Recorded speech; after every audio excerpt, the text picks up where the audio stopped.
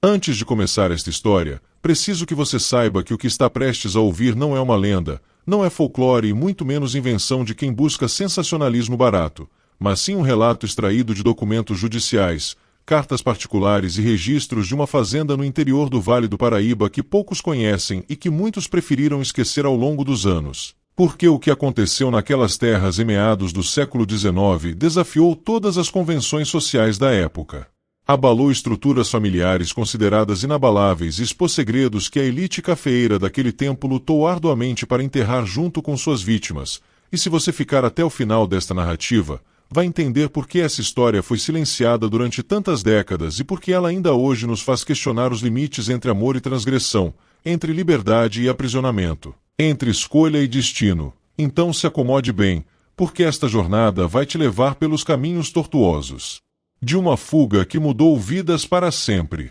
Era o ano de 1847 quando Mariana Eugênia da Silva Tavares acordou pela última vez nos aposentos luxuosos da Casa Grande da Fazenda São Sebastião do Ribeirão Vermelho, uma propriedade vasta que se estendia por léguas e léguas de terras férteis, onde o café crescia vigoroso sob o sol inclemente do Vale do Paraíba, e aquela moça de apenas 19 anos, filha única do coronel Augusto Bernardino da Silva Tavares e de Dona Constância Amélia de Bourbon Tavares, representava tudo o que uma família de posses poderia desejar em termos de beleza, educação e refinamento, pois desde criança fora instruída nas artes do piano, do bordado francês, da literatura clássica e de todos os modos elegantes que uma senhora de sua posição deveria dominar para fazer um casamento vantajoso e perpetuar o nome da família entre a aristocracia rural daquela região. Mas naquela madrugada fria de junho, enquanto a névoa ainda cobria os cafezais e os escravizados começavam a se arrastar para mais um dia de trabalho exaustivo,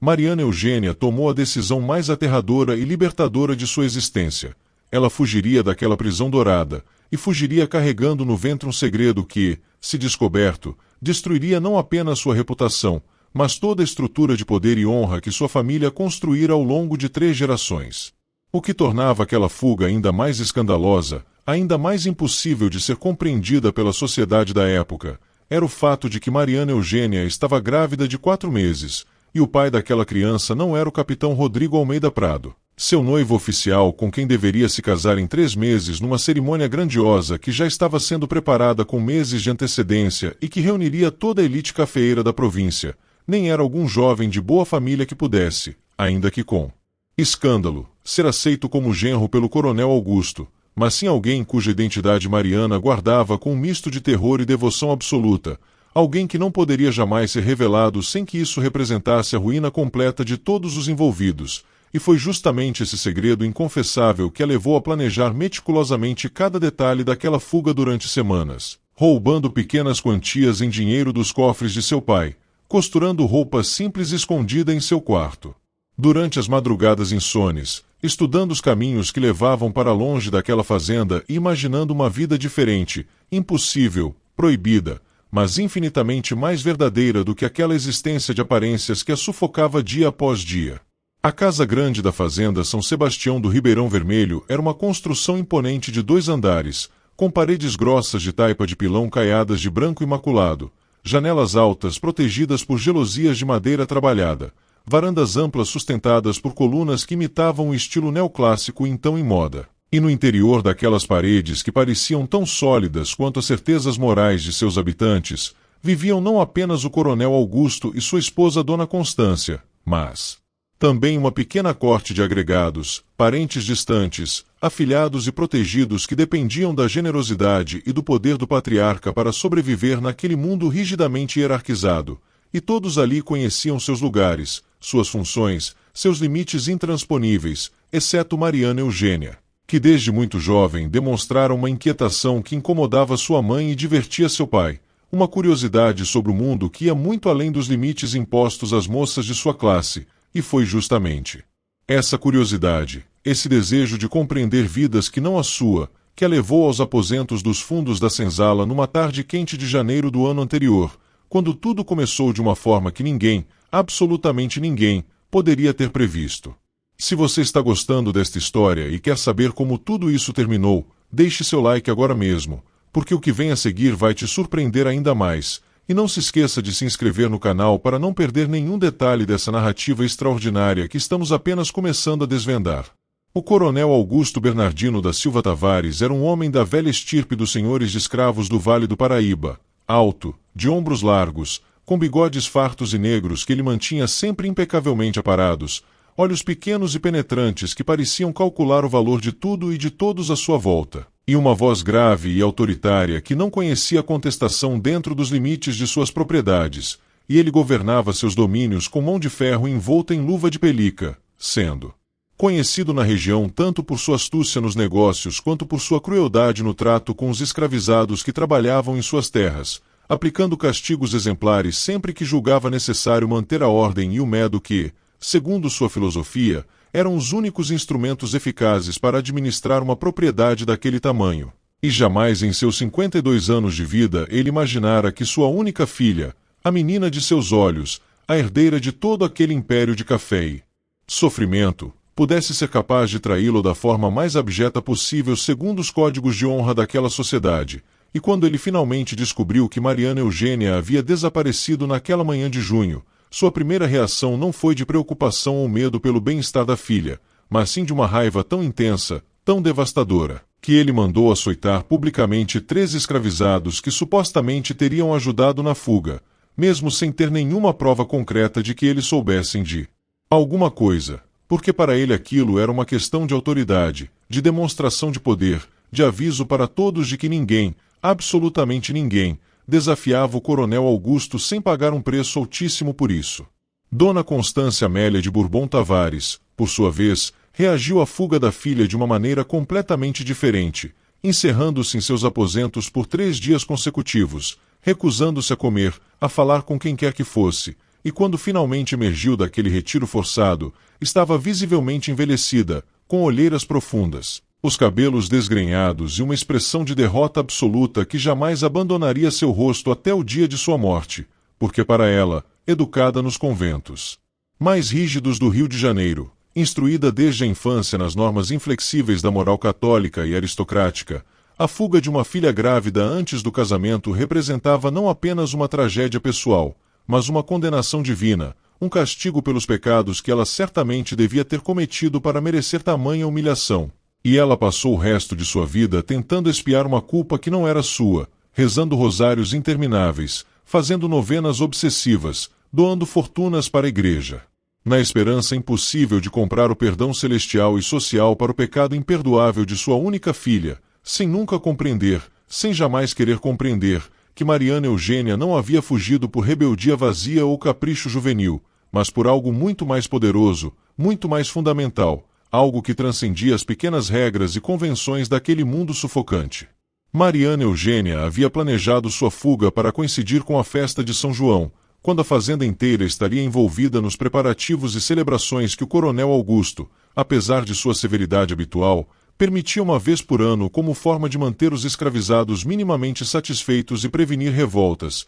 e naquela noite de 23 para 24 de junho, enquanto fogueiras ardiam nos terreiros, enquanto tambores tocavam ritmos que vinham da África distante, enquanto o próprio coronel se embriagava com aguardente de cana ao lado de outros fazendeiros da região, Mariana Eugênia vestiu-se com as roupas simples que havia costuradas escondidas, amarrou numa trouxa pequena algumas joias que poderia vender, escondeu sob a saia o dinheiro que havia subtraído aos poucos dos cofres paternos, e saiu pela porta dos fundos da casa grande em direção à mata fechada que cercava a propriedade, seu coração batendo tão forte que ela temia que alguém pudesse ouvi-lo mesmo à distância, suas mãos tremendo não de medo exatamente, mas de uma mistura estranha de terror e euforia, porque pela primeira vez em seus 19 anos de existência ela estava tomando uma decisão verdadeiramente sua, estava escolhendo seu próprio destino ainda que esse destino fosse completamente incerto e potencialmente trágico. E enquanto caminhava apressadamente pela trilha estreita que adentrava a mata,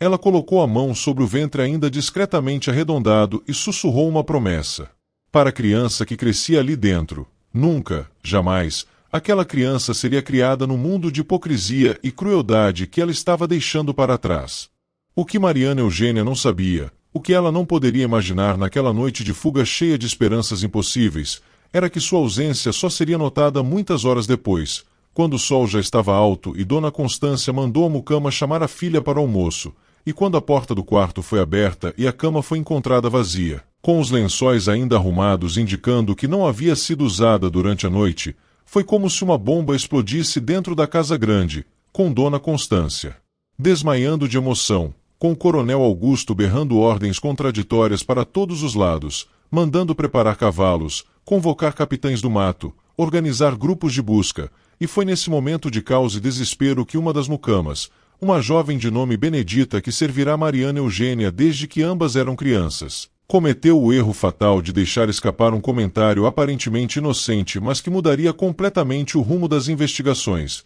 Ela disse que havia notado que a sinhazinha vinha passando mal pelas manhãs nos últimos meses, que seus vestidos pareciam mais apertados na cintura, que ela havia pedido várias vezes chás de ervas que normalmente eram usados para aliviar enjoos de gravidez, e foi como se todas as peças de um quebra-cabeça macabro se encaixassem simultaneamente na mente do coronel Augusto, que agarrou a mucama pelo braço com tanta força que deixou marcas roxas que durariam semanas e exigiu, com uma voz que era puro veneno, que ela contasse tudo. Absolutamente tudo o que sabia sobre o estado de sua filha, e a pobre Benedita, aterrorizada, confirmou entre soluços o que o coronel já suspeitava. Mariana Eugênia estava grávida, e havia fugido justamente para esconder essa gravidez, para dar à luz longe dos olhos da família, longe da sociedade que a condenaria impiedosamente. A notícia se espalhou pela fazenda com a velocidade de um incêndio em cafezal seco, e em questão de horas já havia chegado às propriedades vizinhas,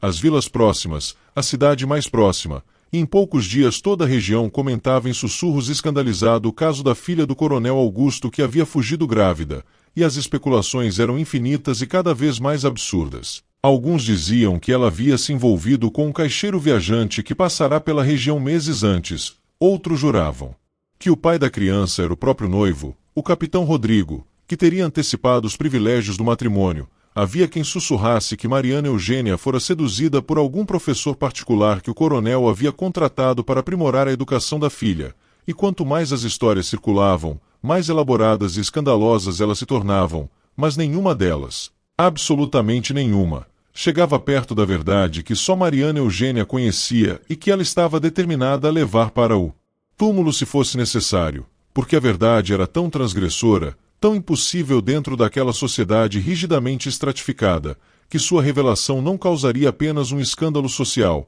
mas potencialmente uma tragédia de proporções muito maiores, com mortes, vinganças, destruição completa de tudo e de todos envolvidos. Enquanto isso, Mariana Eugênia caminhava pelas estradas poeirentas do interior paulista, tendo abandonado a trilha da mata após algumas horas porque percebera que seria impossível atravessar a floresta fechada em seu estado, e ela havia decidido arriscar-se nas estradas principais, confiando em sua aparência simples e nos trajes de camponesa para passar despercebida. E durante os primeiros dias ela conseguiu carona em carroças de tropeiros, em carros de boi conduzidos por pequenos lavradores, e todos a tomavam por uma camponesa qualquer, talvez uma agregada de alguma fazenda indo visitar parentes distantes, e ninguém fazia perguntas indiscretas porque o interior do Brasil imperial era cheio de pessoas fugindo de alguma coisa, fosse da justiça, de casamentos infelizes, de dívidas impagáveis, de passados que era melhor não mencionar. E desde que a pessoa parecesse pacífica e não representasse ameaça,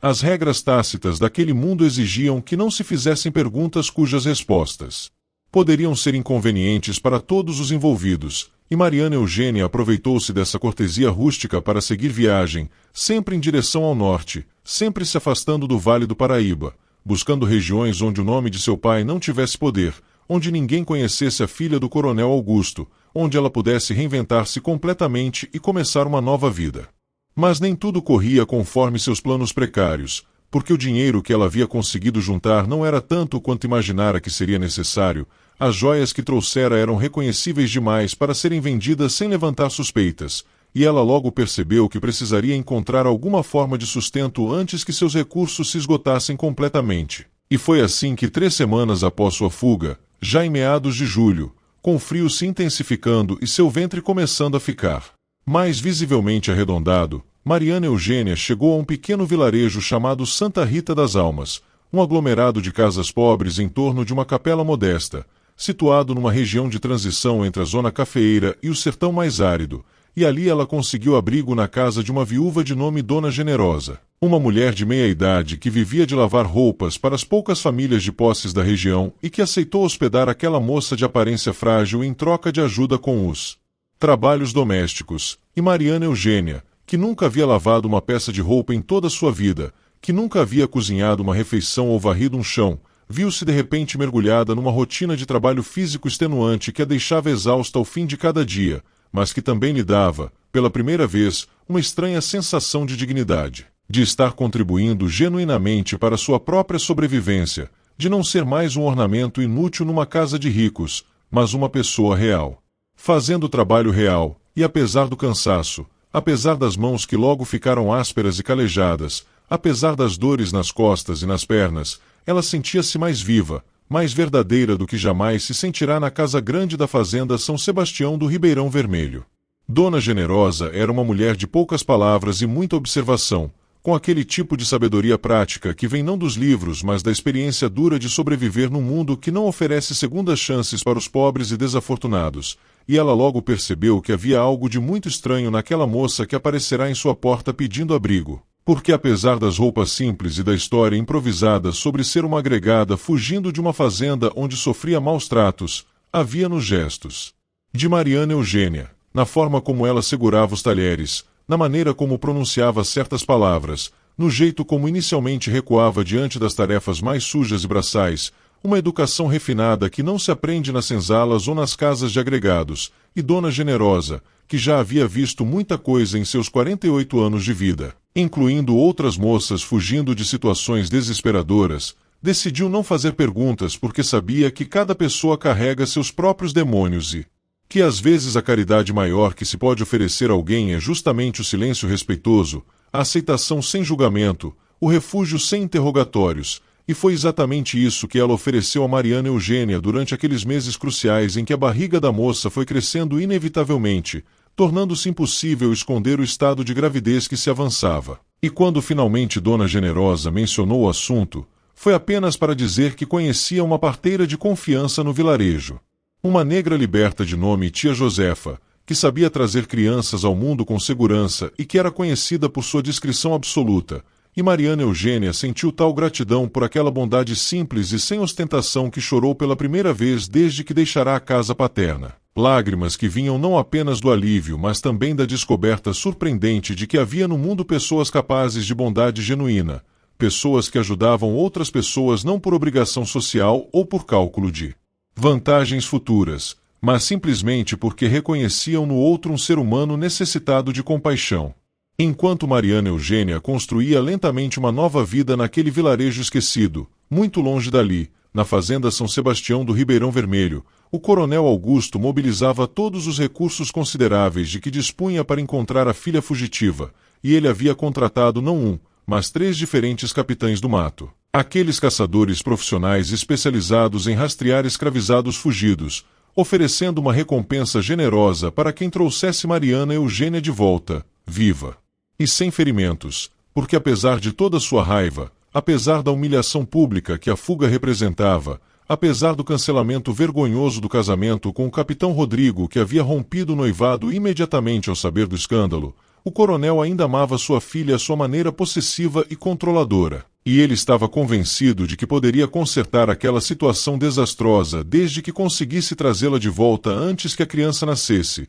porque em sua mente pragmática e cruel já havia um plano. Ele mandaria a filha para um convento distante assim que ela fosse encontrada, faria com que a criança nascesse ali sob sigilo absoluto, entregaria o bebê para alguma família de colonos europeus que estavam chegando à província em números crescentes, e depois de um período de penitência apropriado, talvez 2 ou 3 anos, ele traria Mariana Eugênia de volta com uma história inventada sobre uma doença que exigirá tratamento prolongado em alguma cidade distante, e então procuraria um novo casamento para ela, talvez com algum viúvo mais velho e menos exigente, alguém que aceitaria uma esposa com passado manchado em troca de um dote generoso, e assim a honra da família seria minimamente restaurada e a vida poderia continuar. Mas para que esse plano funcionasse era absolutamente essencial que Mariana Eugênia fosse encontrada o mais rápido possível, antes que o escândalo se espalhasse além dos limites controláveis, antes que a criança nascesse em algum lugar onde ele não pudesse controlar a situação. Os 3 capitães do mato contratados pelo coronel Augusto eram homens duros e experientes, acostumados a caçar seres humanos pelas matas e sertões do Brasil como se fossem animais, e eles aplicaram à busca de Mariana Eugênia os mesmos métodos brutais que usavam para capturar escravizados fugidos. Interrogaram violentamente todos os escravizados da fazenda São Sebastião, espancaram aqueles que pareciam saber mais do que diziam, percorreram todas as estradas e trilhas num raio de 50 léguas. Visitaram vilas e povoados mostrando um retrato pintado de Mariana Eugênia e oferecendo recompensas por informações, subornaram funcionários de estalagens e ranchos, intimidaram tropeiros e viajantes, mas durante semanas e semanas não conseguiram nenhuma pista concreta sobre o paradeiro da moça, porque Mariana Eugênia havia sido mais esperta do que qualquer um imaginara, mudando constantemente de direção, evitando as rotas principais onde seria mais facilmente rastreada, e, sobretudo, aproveitando-se do fato de que ninguém esperava encontrar uma sinhá de família rica vestida como camponesa e trabalhando como lavadeira em algum vilarejo miserável do interior, porque havia uma arrogância implícita naquela sociedade, uma certeza de que as diferenças de classe eram tão absolutas e naturais que jamais poderiam ser verdadeiramente atravessadas. E essa arrogância acabou funcionando a favor de Mariana Eugênia durante aqueles meses cruciais em que ela conseguiu permanecer escondida. A gravidez de Mariana Eugênia progredia com poucas complicações, apesar das condições difíceis em que ela vivia, e tia Josefa, a parteira que Dona Generosa havia indicado, visitava-a regularmente para verificar se tudo corria bem, e foi durante uma dessas visitas, quando Mariana Eugênia já estava no 7º mês de gestação, que a velha parteira fez uma observação que deixou a moça simultaneamente apavorada e estranhamente aliviada. Ela disse que pela posição da barriga, pelo formato como a criança se acomodava, pelos movimentos que ela podia sentir ao palpar o ventre, havia grande probabilidade de que aquela criança nascesse com a pele escura, e Mariana Eugênia não demonstrou surpresa com essa informação, apenas um silêncio pesado e resignado, porque ela já sabia, ela sempre soubera desde o momento em que confirmara a gravidez, que aquela criança carregaria em sua aparência física a prova irrefutável de sua origem, a evidência incontestável do maior tabu daquela sociedade escravocrata, a transgressão suprema que nenhuma família de elite poderia jamais perdoar ou esquecer, e foi por isso, só por isso, que ela havia fugido, porque sabia que se permanecesse na casa paterna, se aquela criança nascesse sob o teto do coronel Augusto, o destino dela seria provavelmente a morte imediata. O infanticídio silencioso que tantas vezes acontecia naquelas fazendas quando nasciam crianças que não deveriam existir, crianças que representavam a prova viva de uniões impossíveis, de amores proibidos, de desejos que cruzavam as fronteiras intransponíveis entre senhores e escravizados. E se você ainda não se inscreveu no canal, faça isso agora, porque a história está apenas começando a revelar seus segredos mais profundos e perturbadores, e você não vai querer perder nenhum detalhe do que aconteceu quando essa criança finalmente nasceu. A verdade que Mariana Eugênia guardava com tanto cuidado, o segredo que ela protegera mesmo de Dona Generosa que lhe oferecerá abrigo tão generosamente, era que o pai de sua criança era um homem chamado Benedito, um escravizado de 24 anos que trabalhava como carpinteiro na fazenda São Sebastião do Ribeirão Vermelho. E o relacionamento entre eles havia começado de forma absolutamente improvável mais de um ano antes, quando Mariana Eugênia, entediada com as atividades limitadas que lhe eram permitidas como moça de família rica, começou a explorar as dependências da fazenda que normalmente lhe eram vedadas, e foi assim que numa tarde sufocante de janeiro ela havia se aventurado até a oficina de carpintaria nos fundos da propriedade e ali encontrara Benedito trabalhando numa mesa grande e elaborada que o coronel havia encomendado.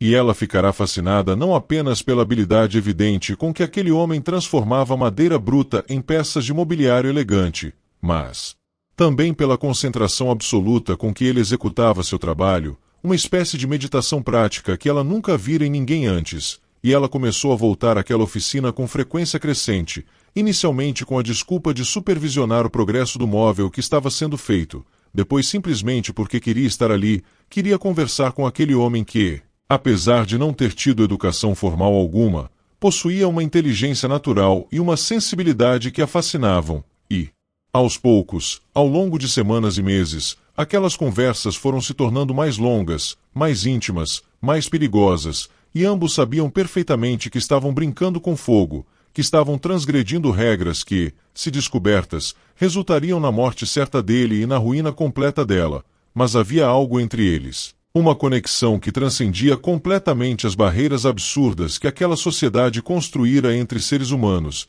e quando finalmente aconteceu o que tinha que acontecer. Quando seus corpos se encontraram numa tarde em que todos estavam ocupados com a colheita e a oficina estava vazia, ambos sabiam que estavam condenados, que não havia futuro possível para aquele amor, mas mesmo assim não conseguiram e não quiseram resistir.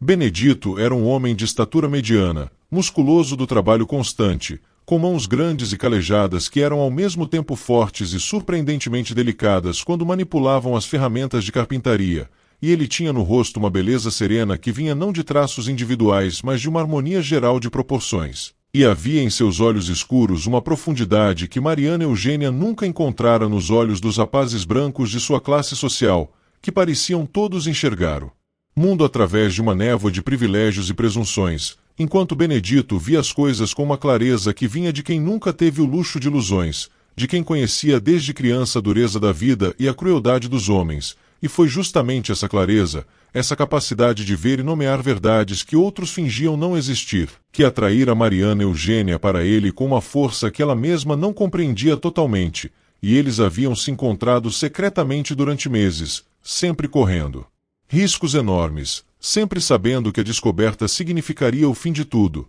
e quando Mariana Eugênia percebeu que estava grávida, sua primeira reação foi de terror puro, mas Benedito, quando ela conseguiu contar-lhe a notícia num sussurro desesperado durante um de seus encontros furtivos, havia segurado suas mãos e dito com uma calma que a surpreendeu que eles encontrariam uma forma, que ele não a abandonaria, que aquela criança era deles e que eles tinham a obrigação de protegê-la, e foi naquele momento que começaram a planejar a fuga, não apenas dela, mas dos dois, uma fuga impossível que exigiria timing perfeito e uma dose considerável de sorte. O plano original era que Benedito fugiria primeiro, algumas semanas antes de Mariana Eugênia, para preparar um lugar seguro onde eles pudessem se reunir e viver escondidos, e ele de fato conseguiu fugir numa noite de maio, aproveitando-se de um descuido do feitor que adormecera bêbado depois de uma festa, e ele seguiu em direção ao norte, para regiões de fronteira agrícola onde a fiscalização era menor e onde um negro liberto ou fugido tinha mais chances de passar despercebido entre a população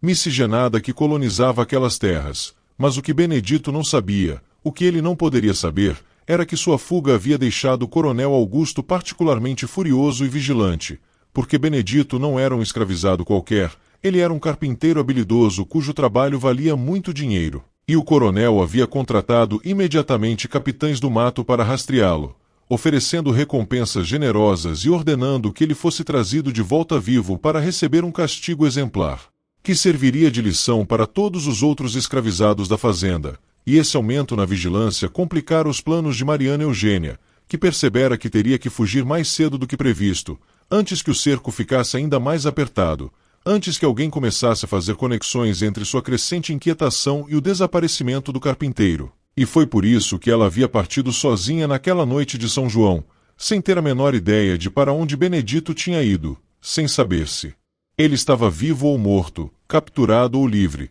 mas confiando que de alguma forma eles conseguiriam se encontrar novamente, ainda que essa confiança fosse mais um ato de fé desesperada do que uma expectativa racional. Os meses que Mariana Eugênia passou em Santa Rita das Almas foram simultaneamente os mais difíceis e os mais reveladores de sua vida, porque pela primeira vez ela estava experimentando o mundo como a maioria das pessoas o experimentava, sem privilégios, sem proteções, dependendo do trabalho de suas próprias mãos para sobreviver. E essa experiência mudou-a profundamente de formas que ela mesma só começaria a compreender anos depois, porque ela descobriu que possuía forças que nunca soubera ter, que era capaz de suportar dificuldades que antes a teriam derrubado, que havia uma dignidade no trabalho honesto que era completamente diferente e muito mais satisfatória do que a dignidade artificial e vazia de ser uma sinhá ociosa numa casa grande, e ela descobriu também, para sua surpresa, que gostava daquela vida simples. Gostava da companhia direta e sem artifícios de dona generosa e das outras mulheres pobres do vilarejo,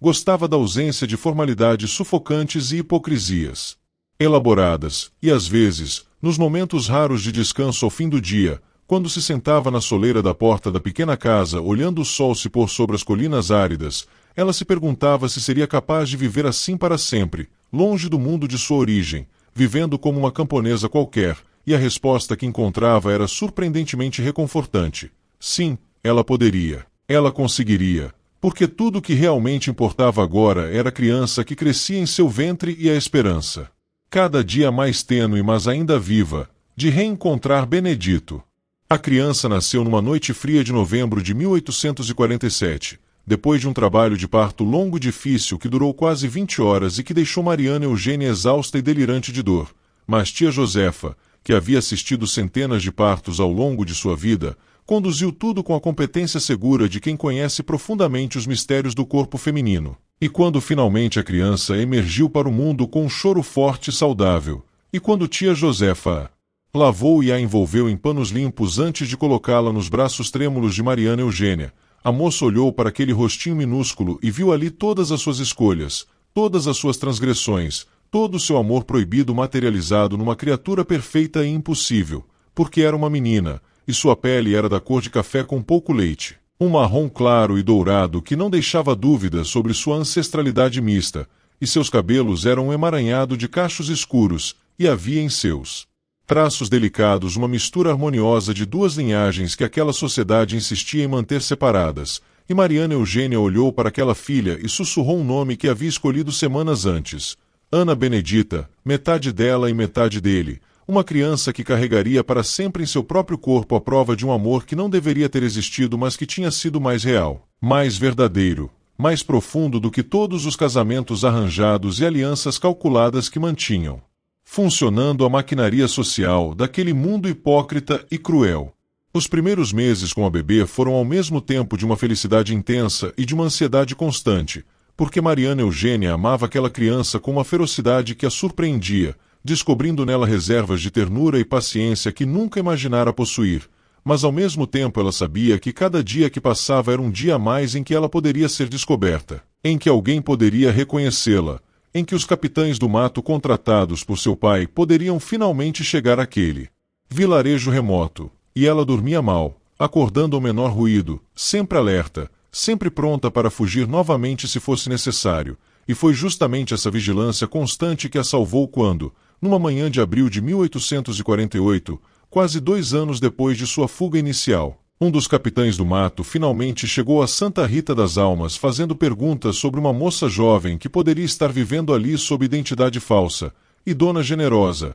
que por acaso estava no mercado quando o homem começou seu interrogatório, correu de volta para casa para avisar Mariana Eugênia, e a moça, pegando apenas Ana Benedita e uma trouxa com algumas roupas e o pouco dinheiro que havia conseguido economizar, saiu pelos fundos da casa e desapareceu novamente nas estradas poeirentas do sertão, dessa vez carregando uma criança de 6 meses nos braços. Dessa vez sem destino nenhum em mente exceto fugir, sempre fugir. A fuga de Mariana Eugênia com a pequena Ana Benedita nos braços foi muito mais difícil e desesperada do que sua primeira fuga havia sido, porque agora ela não estava sozinha, não podia mais simplesmente caminhar longas distâncias ou esconder-se em lugares precários, e a criança precisava ser alimentada, trocada, protegida do frio das noites e do calor escaldante dos dias. E além disso, a aparência de Ana Benedita tornava impossível manter qualquer pretensão de que Mariana Eugênia era apenas mais uma camponesa viajando pelo interior, porque qualquer pessoa que olhasse para aquela moça branca de traços finos carregando uma bebê visivelmente mestiça faria perguntas,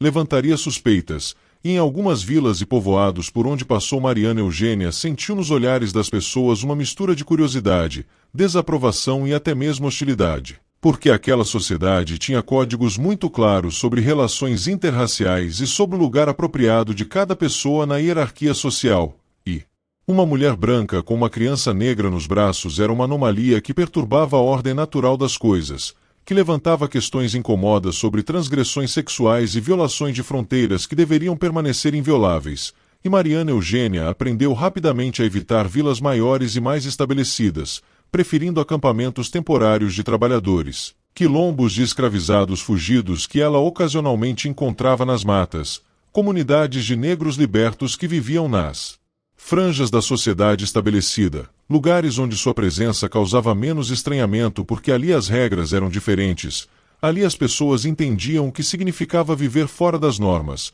Ali ela e sua filha podiam encontrar pelo menos uma aceitação temporária. Durante esses meses de errância constante, Mariana Eugênia sobreviveu de trabalhos ocasionais que conseguia arranjar em troca de comida e abrigo temporário, costurando para famílias de pequenos lavradores, ajudando em colheitas, lavando roupas, cozinhando, fazendo qualquer tarefa que lhe oferecessem, e a Ana Benedita crescia apesar das dificuldades, tornando-se uma criança esperta e observadora que logo aprendeu a não chorar muito porque a mãe ficava nervosa, e havia entre mãe e filha uma cumplicidade que ia além do normal entre adultos e crianças pequenas, uma dependência mútua forjada nas circunstâncias extremas em que viviam, porque Mariana Eugênia não tinha mais ninguém no mundo exceto aquela criança, e a criança não conhecia outra realidade que não fosse aquela vida nômade de fugitivas perpétuas, e elas se movimentavam constantemente, nunca permanecendo mais do que algumas semanas no mesmo lugar, sempre atentas a qualquer sinal de perigo,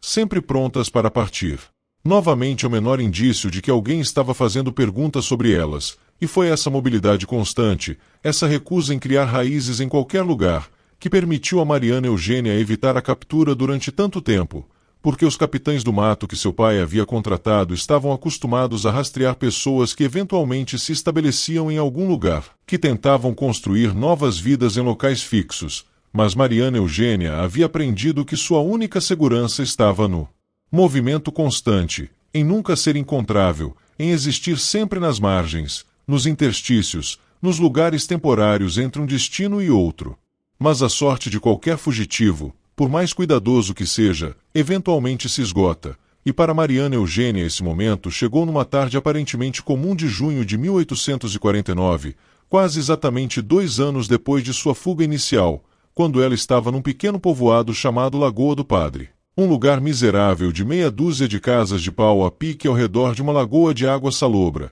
e ela havia conseguido trabalho temporário na casa de um pequeno comerciante, que precisava de alguém para limpar e organizar seu armazém, e ela estava realizando essa tarefa com Ana Benedita amarrada às suas costas num pano, como havia visto as mulheres negras fazerem, quando ouviu o som inconfundível de cavalos se aproximando, e algo no ritmo daquela cavalgada, algo na forma como os cavalos foram desacelerando ao chegarem ao povoado, fez seu coração disparar com o pressentimento terrível de que finalmente, depois de tanto tempo, depois de tanta fuga, seu tempo havia acabado, e ela olhou pela janela estreita do armazém e viu 3 homens a cavalo conversando com o comerciante, e ela não precisou ouvi-los para saber quem eram e o que procuravam, porque havia naqueles homens uma dureza profissional, uma determinação que só podia vir de caçadores experientes, e ela soube com absoluta certeza que eram capitães do mato enviados por seu pai, e que finalmente, depois de tantos meses de procura, eles haviam encontrado seu rastro.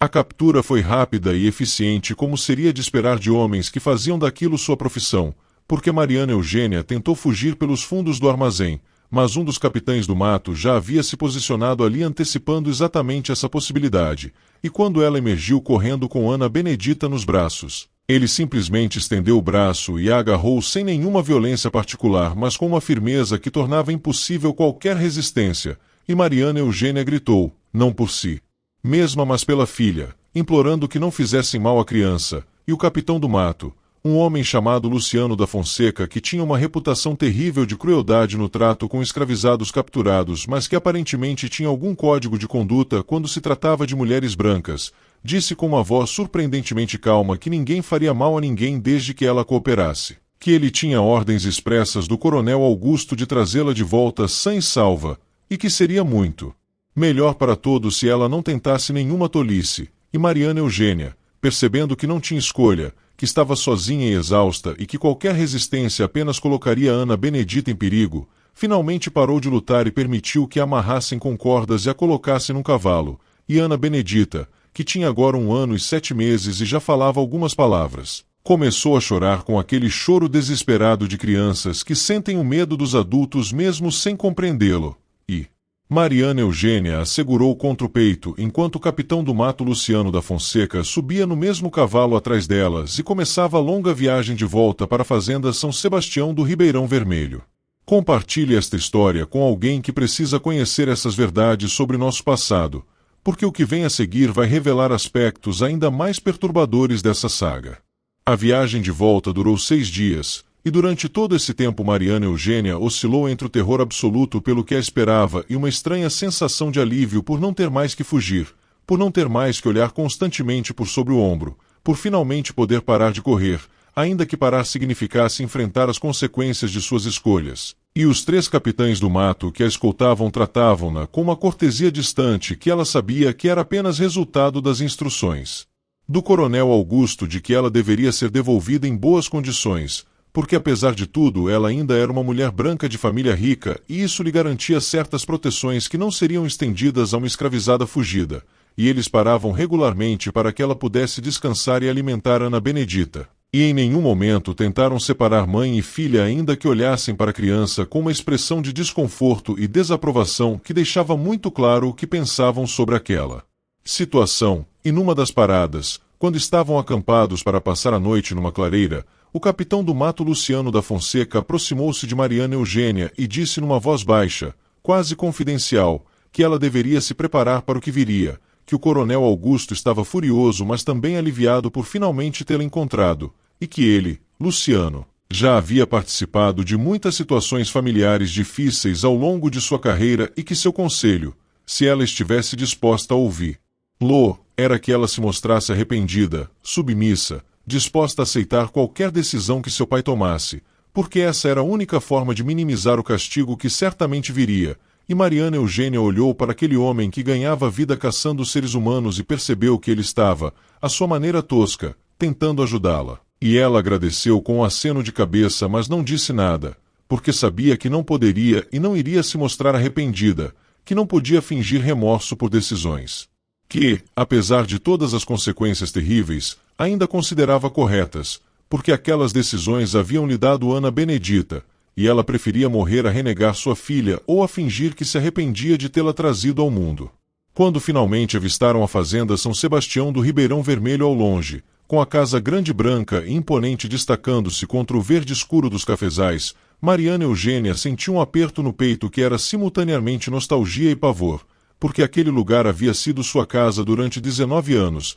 havia sido cenário de sua infância e adolescência, mas agora, depois de tudo o que havia vivido, depois de todas as transformações pelas quais passará, aquele lugar lhe parecia estranho e hostil, uma prisão dourada da qual ela havia escapado temporariamente, mas a qual estava sendo inexoravelmente devolvida, e Ana Benedita, sentindo a tensão no corpo da mãe, começou a choramingar baixinho, e Mariana Eugênia sussurrou palavras de conforto que não conseguiam esconder seu próprio medo. E quando finalmente chegaram ao portão da propriedade e começaram a subir o caminho ladeado de palmeiras imperiais que levava à casa grande, Mariana Eugênia viu que havia uma multidão reunida na varanda frontal, escravizados e feitores e agregados, todos ali para testemunhar seu retorno, sua humilhação pública, e no centro dessa multidão, destacando-se pela altura e pela postura rígida, estava o coronel Augusto Bernardino da Silva Tavares, seu pai, e ao lado dele, visivelmente envelhecida e curvada por 2 anos de sofrimento, estava Dona Constância Amélia de Bourbon Tavares, sua mãe, e quando os olhos de Mariana Eugênia encontraram os olhos do pai, ela viu ali algo que a assustou mais do que qualquer raiva ou fúria poderia assustá-la. Ela viu uma frieza absoluta, uma ausência completa de emoção, como se ele estivesse olhando não para sua filha, mas para um problema que precisava ser resolvido, para uma propriedade danificada que precisava ser consertada ou descartada. O coronel Augusto não disse uma única palavra quando Mariana Eugênia foi ajudada a descer do cavalo. Ele simplesmente fez um gesto com a mão e 2 escravizados se aproximaram para escoltá-la para dentro da casa. E quando Mariana Eugênia começou a subir os degraus da varanda com Ana Benedita ainda firmemente segura em seus braços, ela ouviu sua mãe começar a soluçar de forma descontrolada, um choro alto e dramático que ecoava pela propriedade inteira, e ela olhou para Dona Constância e viu no rosto da mãe não alívio ou felicidade por seu retorno, mas uma expressão de horror absoluto quando seus olhos finalmente focaram na criança que Mariana Eugênia carregava, e ela ouviu a mãe murmurar algo sobre pecado e vergonha e castigo divino, e naquele momento Mariana Eugênia compreendeu com clareza cristalina que não havia volta possível, que a distância que se abrirá entre ela e sua família de origem durante aqueles 2 anos não era medida em léguas de estradas percorridas, mas em escolhas fundamentais sobre o que significava ser humano, sobre quem merecia amor e dignidade, sobre quais regras valiam a pena seguir e quais precisavam ser quebradas, e ela percebeu que mesmo que fisicamente estivesse de volta à casa paterna, na verdade ela nunca mais pertenceria àquele lugar, nunca mais seria a Mariana Eugênia que havia partido 2 anos antes, porque aquela pessoa havia morrido em algum ponto das estradas poeirentas do interior paulista, e em seu lugar havia nascido alguém novo. Alguém mais forte e mais quebrado ao mesmo tempo, alguém que conhecia o peso real das escolhas e estava disposto a carregá-lo. Mariana Eugênia foi levada diretamente para um quarto no 2º andar da casa grande, um quarto que reconheceu com sobressalto como sendo o antigo quarto de hóspedes que ficava na ala mais isolada da construção, longe dos aposentos principais da família, e a porta foi trancada por fora assim que ela entrou com Ana Benedita, deixando absolutamente claro que ela estava ali não como filha retornada, mas como prisioneira, e o quarto estava mobiliado de forma simples mas adequada, com uma cama, uma comoda, uma cadeira, e havia uma janela que dava para os fundos da propriedade, com grades de ferro recém-instaladas que não estavam ali da última vez que Mariana Eugênia vira aquele quarto, e ela colocou Ana Benedita na cama e se sentou ao lado da filha, e pela primeira vez em 2 anos permitiu-se chorar de verdade. Não um choro silencioso e controlado como fizera tantas vezes durante a fuga quando não podia se permitir o luxo de desmoronar, mas um choro profundo e convulsivo que vinha de um lugar muito fundo de seu ser, um choro por tudo o que havia perdido e por tudo o que ainda perderia, porque ela sabia que o pior ainda estava por vir, que seu pai não a havia trazido de volta simplesmente para trancafiá-la num quarto, que havia algum plano sendo elaborado, alguma solução para o problema que ela representava, e ela não sabia o que seria, mas temia descobrir. Durante 3 dias Mariana Eugênia permaneceu naquele quarto sem ver ninguém exceto uma escravizada velha chamada Firmina que trazia comida 3 vezes ao dia e retirava o urinol, mas que havia sido claramente instruída a não conversar com a prisioneira e que mantinha os olhos baixos e a boca firmemente fechada durante suas breves visitas, e Ana Benedita, que não entendia porque de repente estavam confinadas naquele espaço pequeno depois de tanto tempo viajando livremente pelo mundo, ficava cada vez mais irritada e inquieta, chorando frequentemente e recusando-se a comer direito, e Mariana Eugênia fazia o que podia para manter a filha calma e entretida, cantando canções que havia aprendido durante suas andanças, contando histórias inventadas, brincando com os poucos objetos disponíveis no quarto. Mas ela mesma estava cada vez mais ansiosa e assustada pela ausência de qualquer comunicação, pela recusa de seus pais em vir falar com ela, pelo silêncio opressivo que a cercava e que parecia mais ameaçador do que qualquer confronto direto poderia ser, e na 3ª noite, quando já estava começando a imaginar que talvez a intenção fosse simplesmente deixá-la ali indefinidamente, esquecida naquele quarto como se nunca tivesse voltado, ela ouviu passos pesados no corredor, ouviu a chave girando na fechadura, e a porta se abriu para revelar não seu pai ou sua mãe, mas o padre Inácio Ferreira da Costa, o capelão da fazenda, um homem gordo de meia-idade com uma expressão perpetuamente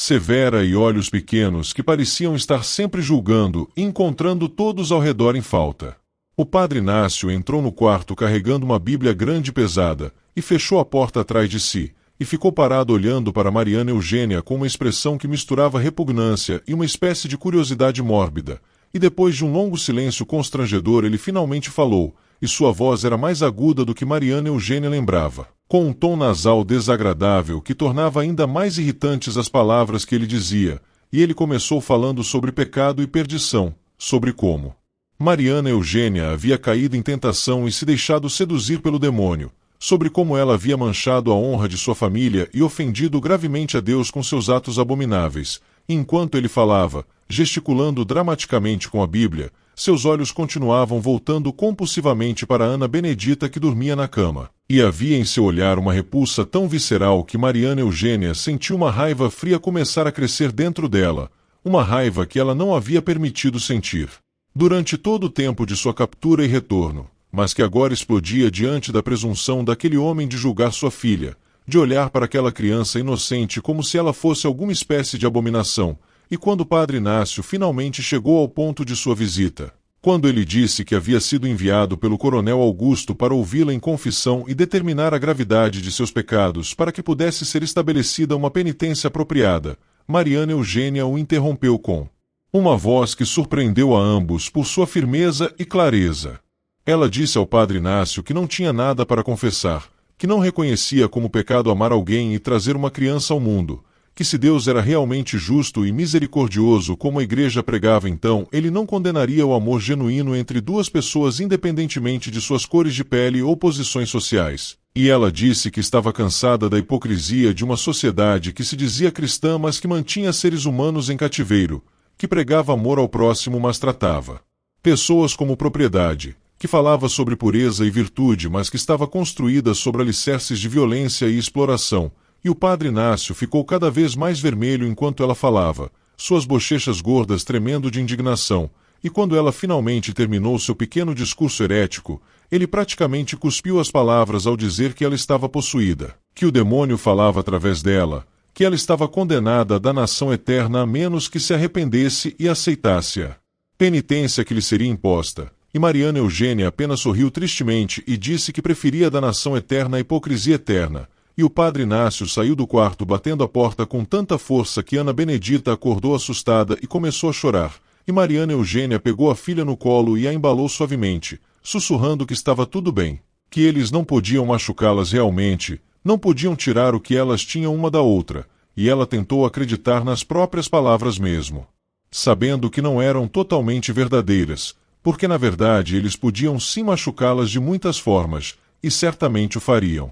Na manhã seguinte à desastrosa visita do padre Inácio, Mariana Eugênia finalmente recebeu a convocação que estava esperando e temendo. O coronel Augusto queria vê-la em seu escritório, e ela deveria comparecer sozinha, sem a criança. E quando a escravizada Firmina veio transmitir esse recado, Mariana Eugênia perguntou com quem deveria deixar Ana Benedita durante sua ausência. E Firmina, quebrando pela primeira vez seu silêncio imposto, sussurrou rapidamente que ela mesma ficaria no quarto, cuidando da menina, e havia em seus olhos velhos e cansados uma compaixão que surpreendeu Mariana Eugênia, uma solidariedade silenciosa entre mulheres que conheciam, cada uma à sua maneira, o que significava sofrer sob o poder absoluto de homens que se consideravam donos não apenas de propriedades mas de vidas humanas. E Mariana Eugênia agradeceu com um aperto de mão que fez os olhos de Firmina se encherem de lágrimas. Então ela beijou a testa de Ana Benedita que brincava tranquilamente no chão com alguns pedaços de pano que Firmina havia trazido, e saiu do quarto com o coração pesado mas a cabeça estranhamente clara, porque ela sabia que o que acontecesse naquele encontro determinaria o resto de sua vida e o futuro de sua filha, e ela estava determinada a lutar com todas as forças que lhe restavam por um resultado que preservasse pelo menos a dignidade e a segurança de Ana Benedita, ainda que isso significasse sacrificar completamente sua própria felicidade e liberdade. O escritório do coronel Augusto ficava no andar térreo da Casa Grande, numa sala ampla com janelas que davam para os cafezais, e as paredes eram decoradas com mapas da propriedade, retratos de ancestrais importantes, e uma coleção de armas antigas que o coronel mantinha mais por ostentação do que por utilidade prática. E quando Mariana Eugênia entrou na sala escoltada por um escravizado que a aguardava do lado de fora da porta do quarto, ela encontrou seu pai sentado atrás de uma grande mesa de jacarandá, e havia na mesa vários documentos espalhados que ela não conseguia ler à distância, e o coronel não levantou os olhos quando ela entrou, continuando a examinar os papéis à sua frente por vários minutos longos e deliberadamente humilhantes, e Mariana Eugênia permaneceu de pé diante da mesa, recusando-se a demonstrar desconforto ou ansiedade, mantendo as costas eretas e o olhar firme. E finalmente o coronel Augusto levantou a cabeça e a olhou, e ela viu que ele havia envelhecido consideravelmente durante aqueles 2 anos, com muito mais fios brancos no cabelo e na barba, rugas profundas ao redor dos olhos, e uma expressão de cansaço que ia além do físico, como se algo essencial dentro dele tivesse se quebrado e nunca mais pudesse ser completamente reparado. O coronel começou a falar com uma voz controlada que era mais aterrorizante do que qualquer grito poderia ser, dizendo que Mariana Eugênia havia causado a ele e à sua família uma vergonha sem precedentes, que sua fuga e posterior retorno com uma criança mestiça havia tornado impossível qualquer casamento respeitável para ela, que o nome da família Tavares havia sido arrastado pela lama em toda a região, que Dona Constância havia adoecido gravemente com o desgosto e a humilhação, e que ele, o coronel Augusto, havia gasto uma fortuna considerável para mantê-la procurada durante 2 anos e depois trazê-la de volta, e que, portanto, ela lhe devia não apenas obediência como filha, mas também uma dívida financeira substancial que ele pretendia cobrar de uma forma ou de outra. E enquanto ele falava, Mariana Eugênia percebeu que seu pai estava apresentando aquela situação em termos puramente econômicos e sociais, como se tratasse de um negócio que dera errado e precisava ser liquidado da melhor forma possível para minimizar perdas, e havia nessa abordagem fria e calculista algo que era simultaneamente um alívio, porque significava que ele não estava agindo por raiva descontrolada, mas por lógica pragmática, e também profundamente doloroso, porque confirmava que para seu pai ela nunca havia sido realmente uma filha amada, mas sim um ativo, uma peça num jogo social e econômico. E quando esse ativo se desvalorizou completamente através de suas ações, ele simplesmente precisava decidir o que fazer com ele. Se esta história está mexendo com você, deixe seu comentário contando o que você está achando até agora, porque os próximos minutos vão revelar decisões que mudarão tudo definitivamente. O coronel Augusto então apresentou a Mariana Eugênia o plano que havia elaborado para resolver a situação, e esse plano havia sido desenvolvido em consulta com o padre Inácio e com alguns parentes distantes que tinham experiência em lidar com escândalos familiares similares, e a solução que eles haviam chegado era a seguinte: Mariana Eugênia seria enviada para um convento em Minas Gerais, um lugar remoto e rigoroso administrado por freiras francesas, onde ela passaria o resto de sua vida em clausura perpétua, fazendo penitência por seus pecados e rezando pela salvação de sua alma. E quanto à criança mestiça que ela havia trazido consigo, o coronel havia já feito arranjos para que fosse entregue a uma família de colonos alemães que estava se estabelecendo numa região de fronteira no sul da província, e esses colonos, que haviam perdido recentemente uma filha pequena devido a febres, estavam dispostos a aceitar Ana Benedita e criá-la como se fosse sua própria filha, e o coronel enfatizou que essa era na verdade uma solução muito generosa considerando as circunstâncias, porque ele poderia simplesmente ter mandado matar a criança ao nascer ou abandoná-la em alguma roda dispostos para morrer de doença ou negligência, mas ele estava sendo misericordioso ao garantir que a menina teria uma família e um futuro, ainda que um futuro humilde como filha de colonos pobres, e ele disse tudo isso com uma expressão que sugeria que esperava a gratidão de Mariana Eugênia por sua clemência extraordinária. E quando ele finalmente terminou sua exposição e perguntou se ela tinha algo a dizer, Mariana Eugênia sentiu uma raiva tão intensa queimar dentro dela que por um momento ficou literalmente sem palavras. Porque a audácia daquele homem de achar que ela deveria agradecer por ele planejar separá-la permanentemente de sua filha e enterrá-la viva num convento era tão monstruosa que desafiava qualquer resposta racional. Mariana Eugênia finalmente encontrou sua voz e disse ao pai, com uma calma que surpreendeu a ela mesma, que ela não concordaria com aquele plano, que Ana Benedita era sua filha e que ela não permitiria que a criança fosse arrancada de seus braços e entregue a estranhos, que ela preferia morrer a ser separada de sua filha, e o coronel Augusto riu, uma risada curta e amarga, e disse que ela não tinha escolha na questão, que ela era menor de idade segundo a lei e que ele como pai tinha autoridade absoluta sobre ela, e que se ela resistisse ele simplesmente ordenaria que a criança fosse tomada à força e ela fosse amarrada e transportada para o convento da mesma forma, e que a única diferença que sua cooperação faria seria tornar o processo menos traumático para todos os envolvidos, e Mariana Eugênia percebeu então que seu pai estava absolutamente sério, que ele havia já tomado todas as decisões e que nada que ela dissesse mudaria o resultado, e ela sentiu o desespero começar a substituir a raiva, um desespero frio e paralisante diante da demonstração brutal de seu pai de que ela não tinha poder nenhum, nenhuma agência, nenhuma capacidade de proteger sua filha ou determinar seu próprio destino, e foi nesse momento, quando ela estava à beira de se render completamente ao desespero, que ela de repente se lembrou de algo que mudou completamente a dinâmica daquela conversa. Mariana Eugênia olhou diretamente nos olhos de seu pai e perguntou com uma voz tranquila se ele realmente queria que toda a verdade sobre a origem de Ana Benedita se tornasse pública, se ele queria que toda a sociedade da região soubesse não apenas que sua filha havia tido um relacionamento com um escravizado, mas especificamente qual escravizado, e se ele queria que as pessoas soubessem que esse escravizado era Benedito, o carpinteiro que havia fugido um mês antes da própria fuga dela, e se ele queria que as pessoas começassem a fazer perguntas sobre como e quando esse relacionamento havia começado, e se ele queria arriscar que alguém se lembrasse de que Benedito costumava trabalhar numa oficina isolada nos fundos da propriedade, e que Mariana Eugênia frequentemente passava tempo naquela oficina supostamente supervisionando o trabalho, e se ele queria que as pessoas começassem a especular sobre quanto tempo aquele relacionamento durou debaixo do nariz dele sem que ele percebesse. Nada. E se ele queria que toda a elite cafeeira do Vale do Paraíba comentasse não apenas sobre a transgressão de sua filha, mas também sobre sua própria incompetência como pai e como senhor de escravos ao não conseguir manter ordem nem mesmo dentro de sua própria casa, enquanto ela falava, ela viu a expressão do coronel Augusto mudar gradualmente de confiança arrogante para uma compreensão crescente de que ela estava ameaçando transformar um escândalo já considerável em algo muito pior, em algo que não destruiria apenas a reputação dela, mas também a dele, porque numa sociedade onde a autoridade patriarcal era absoluta e inquestionável, qualquer sugestão de que um patriarca havia perdido o controle de sua própria casa era extremamente perigosa para sua posição social e política.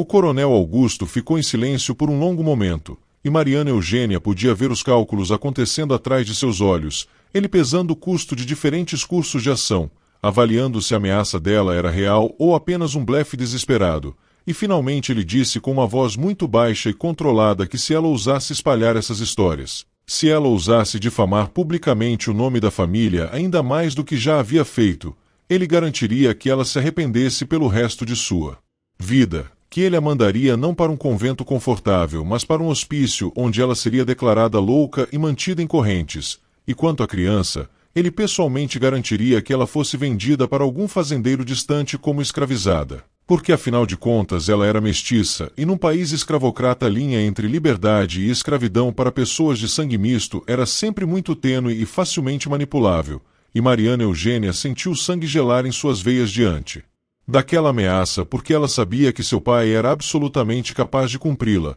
que não havia limites para o que ele faria para proteger sua autoridade e sua reputação, e ela percebeu que havia ido longe demais em sua tentativa de barganha, que havia subestimado até onde seu pai estava disposto a ir. E ela entrou em pânico porque de repente compreendeu que ao tentar proteger Ana Benedita através de ameaças ela tinha na verdade colocado a filha em perigo ainda maior. Mariana Eugênia rapidamente mudou de tática, abandonando completamente a postura desafiadora e caindo de joelhos diante da mesa do pai, e ela começou a implorar com uma emoção genuína que transbordava de cada palavra, dizendo que ela aceitaria qualquer coisa, concordaria com qualquer arranjo, iria para qualquer convento por mais rigoroso que fosse, faria qualquer penitência que lhe fosse imposta, mas que por favor, não separasse ela de Ana Benedita, que permitisse que a criança fosse com ela para o convento, que muitos conventos aceitavam crianças pequenas para serem criadas pelas freiras, que Ana Benedita poderia ser educada ali e eventualmente se tornar ela mesma uma freira quando crescesse,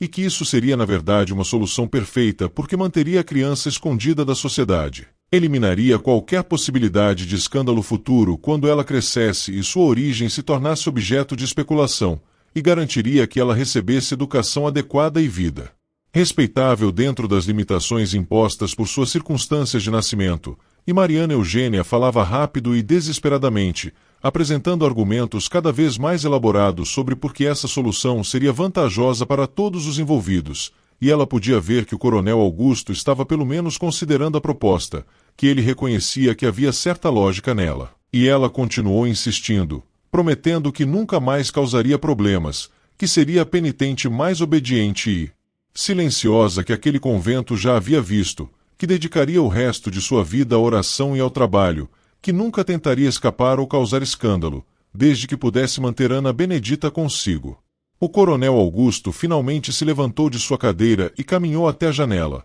ficando de costas para Mariana Eugênia enquanto olhava para os cafezais lá fora, e ele permaneceu assim por vários minutos que pareceram horas para ela. E finalmente ele disse sem se virar que consultaria o padre Inácio e as freiras do convento para ver se elas aceitariam receber não apenas uma penitente mas também uma criança mestiça, e que se elas concordassem, e apenas se elas concordassem, ele permitiria que Mariana Eugênia levasse Ana Benedita consigo, mas que essa permissão viria com condições absolutas. Mariana Eugênia nunca mais teria qualquer contato com o mundo exterior, nunca receberia visitas, nunca escreveria ou receberia cartas, seria como se ela tivesse morrido para todos os efeitos práticos, e além disso, ela deveria assinar documentos renunciando completamente a qualquer direito sobre a propriedade da família, sobre qualquer herança, sobre qualquer reivindicação futura de apoio financeiro, porque ele não gastaria mais um centavo sequer com ela além do dote que pagaria ao convento para aceitá-la,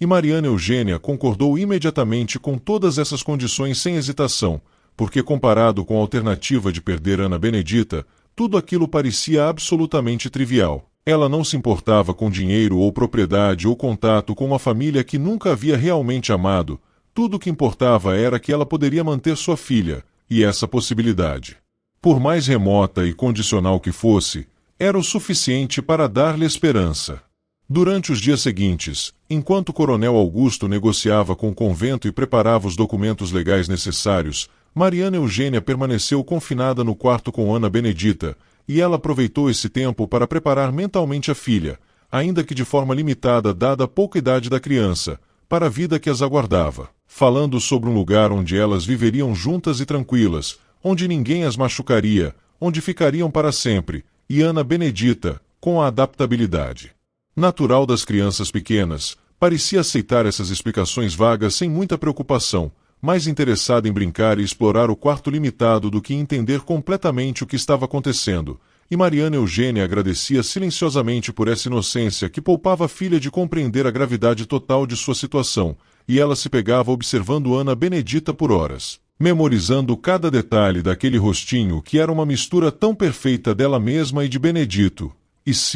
perguntando se ele ainda estava vivo, se havia conseguido manter sua liberdade, se algum dia saberia que tinha uma filha, e se algum dia, por algum milagre impossível, eles conseguiriam se reencontrar os três, mas ela rapidamente afastava esses pensamentos porque sabia que eram fantasias perigosas, que a única realidade que ela podia controlar minimamente era garantir sua própria sobrevivência e a de Ana Benedita, e que sonhar com finais felizes impossíveis apenas tornaria mais difícil suportar a vida que realmente a aguardava. A resposta do convento chegou uma semana depois, e era um sim condicional. As freiras aceitariam receber Mariana Eugênia e permitiriam que ela trouxesse a criança, mas com a condição expressa de que Ana Benedita seria criada não como filha de Mariana Eugênia, mas como órfã sob cuidado do convento, que ela dormiria separadamente em dependências destinadas a crianças sob tutela das freiras, que Mariana Eugênia teria permissão de vê-la apenas durante períodos específicos do dia e sempre sob supervisão, e que conforme a criança crescesse, o contato entre mãe e filha seria gradualmente reduzido até cessar completamente quando Ana Benedita atingisse a idade de 10 anos, momento em que ela seria formalmente separada de Mariana Eugênia e preparada para tomar seus próprios votos ou ser encaminhada para alguma família que quisesse adotá-la. E essas condições eram claramente pensadas para punir Mariana Eugênia da forma mais cruel possível, permitindo que ela mantivesse a filha por perto, mas tornando impossível qualquer relacionamento maternal verdadeiro, forçando-a a assistir sua filha crescer à distância, sempre visível mas nunca verdadeiramente acessível. E quando o coronel Augusto leu essas condições para ela, ele observava seu rosto atentamente para ver se ela finalmente se quebraria, se finalmente reconheceria a futilidade de sua resistência. Mas Mariana Eugênia simplesmente disse que aceitava todas as condições, porque mesmo um contato limitado e supervisionado com Ana Benedita era infinitamente melhor do que nenhum contato, e porque ela tinha fé de que encontraria formas, dentro das restrições impostas, de manter vivo o vínculo com sua filha, de garantir que Ana Benedita crescesse sabendo que era amada, que não era um erro ou uma vergonha, mas uma criança desejada e preciosa, e que sua existência tinha valor e significado independentemente do que a sociedade pensasse sobre as circunstâncias de seu nascimento. Os preparativos para a partida para o convento levaram mais 2 semanas, durante as quais Mariana Eugênia finalmente recebeu permissão de sair do quarto sob escolta para dar alguns passeios pelos jardins da Casa Grande, sempre com guardas próximos para garantir que ela não tentasse fugir novamente, e durante um desses passeios ela encontrou a escravizada Benedita, aquela mesma que anos antes havia inadvertidamente revelado sua gravidez ao coronel Augusto, e as duas mulheres se olharam por um longo momento carregado de significados não ditos, e Benedita rapidamente olhou ao redor para garantir que ninguém estava prestando atenção e então sussurrou muito baixo que Benedito estava vivo,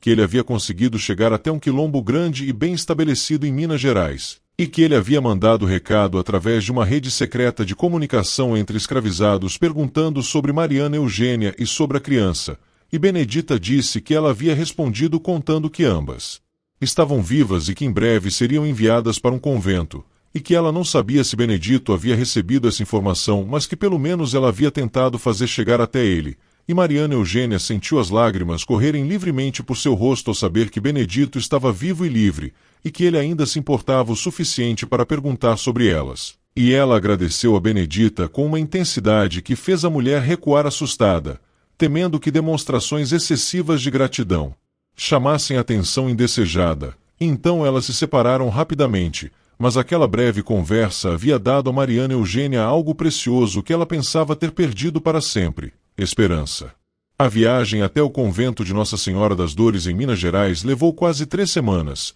percorrendo estradas precárias através de montanhas e vales, e Mariana Eugênia fez todo o trajeto numa carruagem fechada acompanhada apenas por Ana Benedita e por 2 freiras que o coronel Augusto havia contratado para escoltá-las até o destino final. E essas freiras eram mulheres de meia-idade com expressões perpetuamente desaprovadoras que tratavam Mariana Eugênia com uma frieza que beirava a hostilidade, deixando muito claro através de olhares e silêncios eloquentes o que pensavam sobre uma pecadora que havia transgredido tão gravemente as leis de Deus e dos homens, e elas mal dirigiam a palavra a ela durante toda a viagem, falando apenas quando absolutamente necessário para coordenar paradas e refeições, mas eram surpreendentemente gentis com Ana Benedita, oferecendo-lhe pedaços de pão e frutas secas, fazendo pequenos brinquedos improvisados com pedaços de pano, e Mariana Eugênia percebia com uma mistura de gratidão e apreensão que as freiras já estavam começando o processo de separar a criança dela, de estabelecer que Ana Benedita não pertencia à mãe pecadora mas à Igreja Redentora,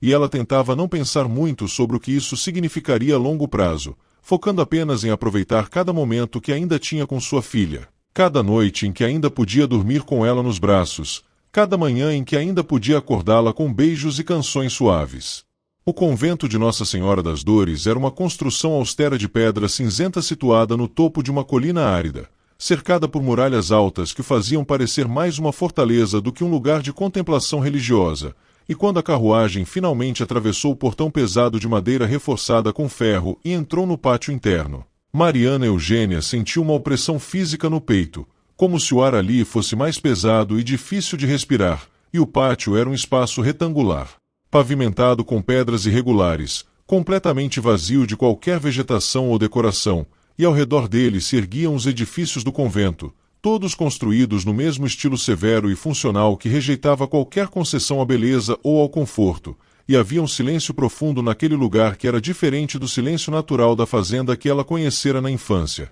Este era um silêncio imposto, artificial, opressivo, o silêncio de vozes humanas deliberadamente suprimidas. E quando Mariana Eugênia desceu da carruagem carregando Ana Benedita, ela foi recebida pela Madre Superiora, uma mulher muito velha e curvada com olhos azuis desbotados que a examinaram com uma expressão que não era exatamente cruel mas era absolutamente desprovida de qualquer calor ou compaixão. E a Madre Superiora disse com uma voz rouca e cansada que bem-vinda Mariana Eugênia não era ao convento, porque bem-vindas eram as almas que chegavam por vocação genuína e não por necessidade pecaminosa, mas que ela seria recebida porque a caridade cristã obrigava o convento a oferecer refúgio mesmo aos mais caídos dos pecadores, e que ela deveria entender desde o primeiro momento que cada dia que passasse ali seria dedicado à expiação de suas faltas através de oração, trabalho e penitência, e que não haveria concessões ou privilégios baseados em sua origem social, porque ali dentro todas eram iguais diante de Deus, todas igualmente miseráveis pecadoras buscando redenção através de uma vida de renúncia e sacrifício. As primeiras semanas no convento foram um período de ajustamento brutal para Mariana Eugênia, que teve que aprender rapidamente a rotina rígida que governava cada minuto de cada dia, acordando antes do amanhecer para a primeira missa do dia, seguida por horas de oração silenciosa na capela fria onde o único aquecimento vinha dos corpos apertados das dezenas de freiras e penitentes. Depois trabalho manual que variava desde limpar os enormes corredores de pedra até lavar montanhas de roupas de cama até trabalhar nos campos magros que o convento mantinha para produzir parte de sua própria comida, e a comida era escassa e sem sabor, basicamente pão duro, sopas aguadas de legumes, e ocasionalmente um pedaço pequeno de carne salgada nos domingos e dias santos. E tudo era feito em silêncio absoluto porque conversas eram permitidas apenas durante 1 hora no final do dia, e mesmo assim sob supervisão e limitadas a assuntos religiosos ou práticos, e qualquer infração dessas regras era punida com jejuns adicionais, horas extras de oração de joelhos sobre pedras, ou no caso de infrações mais graves, açoitamento público que acontecia no refeitório diante de todas as outras residentes do convento. E Mariana Eugênia presenciou uma dessas punições em sua segunda semana ali e ficou horrorizada ao ver uma jovem noviça sendo chicoteada nas costas nuas por ter sido pega conversando em voz alta no dormitório, e ela percebeu que aquele lugar não era apenas um convento, mas também uma prisão, e que as freiras que administravam aquele estabelecimento exerciam um poder quase absoluto sobre as mulheres sob seus cuidados, um poder que elas justificavam como necessário para a salvação das almas, mas que na prática se manifestava como crueldade sistemática disfarçada de disciplina espiritual. Mas o que mais torturava Mariana Eugênia não eram as privações físicas ou a dureza da rotina, era a separação forçada de Ana Benedita, porque conforme prometido nas condições de sua admissão, a criança havia sido imediatamente levada para as dependências destinadas a órfãs e crianças sob tutela do convento. E Mariana Eugênia só tinha permissão de vê-la durante 1 hora no meio da tarde, sempre na presença de pelo menos 2 freiras supervisoras, e durante esses encontros ela não podia abraçar ou beijar Ana Benedita livremente, não podia brincar com ela ou cantar para ela como costumava fazer, mas apenas sentar-se formalmente numa sala austera enquanto a criança era trazida e colocada numa cadeira ao lado da sua, e elas podiam conversar, mas sempre sabendo que cada palavra era ouvida e avaliada pelas freiras. E Ana Benedita, que tinha agora pouco mais de 2 anos, claramente não entendia por que a mãe havia se tornado tão distante e formal, porque não podia mais dormir nos braços dela, porque seus encontros eram tão curtos e vigiados, e ela frequentemente chorava e se agarrava a Mariana Eugênia quando chegava a hora de se separarem novamente, e as freiras tinham que literalmente arrancar a criança dos braços da mãe enquanto Ana Benedita gritava e estendia os bracinhos desesperadamente. E essas despedidas dilaceravam o coração de Mariana Eugênia de uma forma que era pior do que qualquer punição física que o convento pudesse impor, porque ver o sofrimento de sua filha e não poder consolá-la adequadamente era uma tortura refinada e deliberada, e ela começou a entender que essa era precisamente a intenção, que o convento não estava apenas punindo ela, mas estava sistematicamente destruindo o vínculo entre mãe e filha, preparando Ana Benedita para eventualmente não precisar mais da mãe. Para eventualmente nem mesmo reconhecê-la como mãe, mas apenas como mais uma das muitas penitentes que habitavam aquele lugar sombrio. E agora, se você acompanhou esta história até aqui e quer entender como tudo terminou, se inscreva no canal agora mesmo, porque o que vem a seguir é o momento mais surpreendente de toda essa jornada. Os meses se transformaram em anos dentro daquelas paredes cinzentas, e Mariana Eugênia desenvolveu uma rotina de sobrevivência que envolvia desligar-se emocionalmente de tudo exceto dos breves encontros com Ana Benedita, e ela executava suas tarefas diárias mecanicamente, rezava as orações obrigatórias sem realmente pensar nas palavras, participava das missas e rituais como um autômato cumprindo movimentos programados,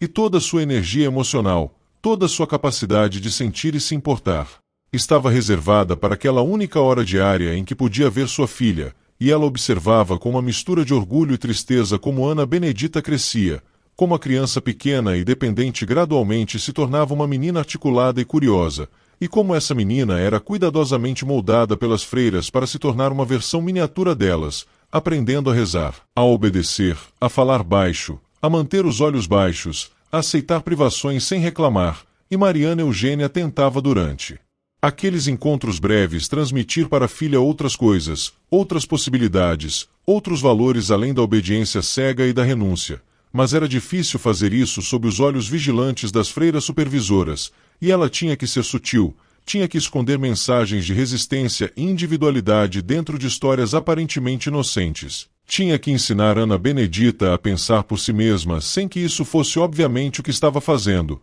e às vezes ela via um brilho de compreensão nos olhos da filha que lhe dava esperança de que nem tudo estava perdido, de que havia ainda dentro daquela criança uma centelha de rebeldia herdada que nenhuma quantidade de doutrinação religiosa conseguiria extinguir completamente. No 3º ano de sua reclusão no convento, quando Ana Benedita tinha 4 anos e meio, aconteceu algo que mudou fundamentalmente a situação de Mariana Eugênia.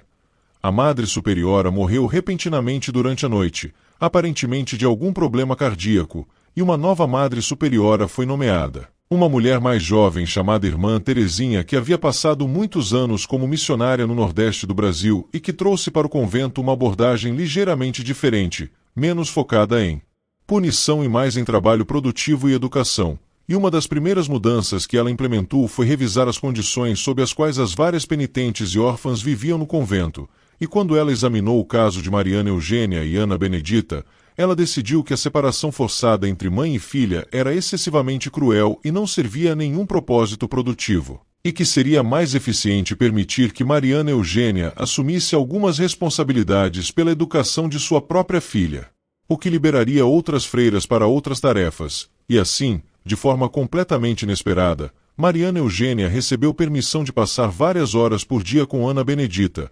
ensinando-lhe leitura e aritmética básica e catecismo. Embora esses encontros ainda fossem tecnicamente supervisionados, a supervisão era muito mais relaxada do que antes. E pela primeira vez em anos Mariana Eugênia podia realmente conversar com sua filha, podia abraçá-la, podia ser mãe de uma forma que havia sido negada a ela por tanto tempo, e essa mudança, por menor que fosse no esquema geral das coisas, fez uma diferença enorme em sua qualidade de vida e em sua capacidade de manter alguma sanidade mental em meio àquela existência opressiva. Foi durante uma dessas sessões de ensino, quando Ana Benedita tinha 6 anos, que a menina perguntou pela primeira vez sobre seu pai, e Mariana Eugênia ficou completamente despreparada para aquela pergunta porque as freiras haviam sempre instruído Ana Benedita a não fazer perguntas sobre sua origem, a aceitar que ela era uma órfã sob cuidado da igreja e que nada mais precisava ser dito, mas a curiosidade natural da criança finalmente havia superado o condicionamento, e ela olhou para Mariana Eugênia com aqueles olhos grandes e escuros que eram tão parecidos com os de Benedito e perguntou quem era seu pai e onde ele estava. E Mariana Eugênia olhou ao redor para garantir que nenhuma freira estava por perto naquele momento e então se abaixou para ficar na altura dos olhos da filha. E ela disse numa voz muito baixa que o pai dela era o homem mais gentil e mais habilidoso que ela já havia conhecido, que ele fazia coisas lindas com madeira, que tinha mãos fortes mas delicadas, que tinha uma voz profunda e calma, que amava Ana Benedita antes mesmo de saber que ela existia, e que ele estava em algum lugar do mundo vivendo livre e pensando nelas. E Ana Benedita absorveu essa informação com seriedade e então perguntou se algum dia ela poderia conhecê-lo. E Mariana Eugênia teve que lutar contra as lágrimas ao responder que ela não sabia, que talvez um dia, que o mundo era grande e misterioso e que coisas impossíveis às vezes aconteciam, mas que enquanto isso Ana Benedita deveria guardar a imagem de seu pai no coração e lembrar sempre que ela havia sido criada por amor e não por pecado, independentemente do que qualquer pessoa naquele convento ou no mundo exterior dissesse. Os anos continuaram passando com aquela lentidão peculiar do tempo dentro de instituições totais, onde cada dia é praticamente idêntico ao anterior e ao seguinte, e Mariana Eugênia chegou aos seus 30 anos tendo passado mais de uma década dentro daqueles muros, e ela havia mudado tanto física quanto mentalmente, seu corpo magro e calejado pelo trabalho constante, seu rosto marcado por linhas de preocupação e privação, seus cabelos que começavam a mostrar fios grisalhos, mas havia nela também uma força interior que não existia quando era jovem mimada e protegida da fazenda São Sebastião, uma resiliência forjada por anos de adversidade, e Ana Benedita estava agora com 9 anos, uma menina inteligente e observadora que lia fluentemente, que ajudava nas tarefas do convento com competência surpreendente para sua idade, que era querida pelas outras órfãs mais jovens que cuidava com paciência maternal, e que mantinha com sua mãe uma relação próxima apesar de todas as tentativas iniciais de separá-las, e as duas haviam desenvolvido uma linguagem própria de olhares e gestos pequenos que lhes permitia comunicar muito mais do que as palavras que eram autorizadas a trocar, e havia entre elas uma cumplicidade que transcendia as circunstâncias opressivas em que viviam, uma aliança silenciosa contra um mundo que insistia em dizer-lhes que não deveriam existir ou que deveriam existir apenas como pecadoras eternamente penitentes. Foi no 10º ano de reclusão de Mariana Eugênia, numa tarde de setembro de 1857, que chegou ao convento um visitante inesperado que mudaria tudo novamente. Era um homem negro de meia-idade, vestido com roupas simples mas dignas, carregando documentos que comprovavam que era um liberto. E ele havia viajado por semanas desde Minas Gerais até aquele convento remoto seguindo informações que havia coletado ao longo de anos através da rede clandestina de comunicação entre escravizados e ex-escravizados. E quando ele foi recebido pela Madre Superiora e explicou que estava procurando informações sobre uma mulher chamada Mariana Eugênia e uma criança chamada Ana Benedita, a Madre Superiora hesitou porque geralmente o convento não recebia visitantes e certamente não compartilhava informações sobre suas residentes. Mas havia algo na dignidade daquele homem, algo na determinação evidente com que ele havia empreendido aquela busca, que a fez pausar e considerar. E ela perguntou qual era o interesse dele naquelas pessoas, e o homem respondeu simplesmente que ele tinha notícias de alguém que se importava com elas, alguém que havia passado os últimos 10 anos procurando por elas, alguém que nunca havia desistido apesar de todas as dificuldades, e a Madre Superiora, que apesar de toda sua rigidez tinha também um senso de compaixão que às vezes surpreendia as pessoas, decidiu permitir que o homem falasse brevemente com Mariana Eugênia, desde que a conversa acontecesse sob supervisão e em local apropriado.